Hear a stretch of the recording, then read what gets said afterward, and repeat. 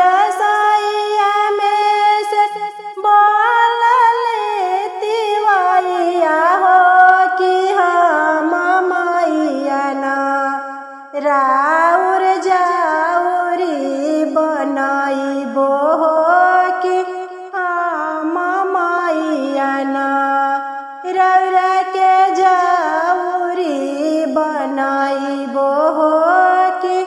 हम मैया ना आतना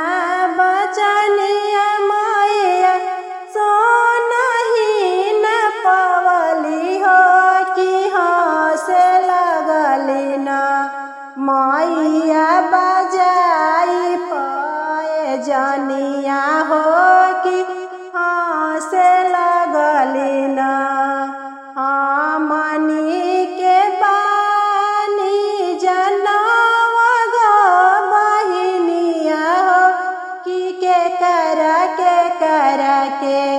तिवई भोजन बनाइबू हो कि के कर के तिवई खीरिया बनाइबू हो कि के कर के नव मन चौर मैया खीरिया बनाइबो हो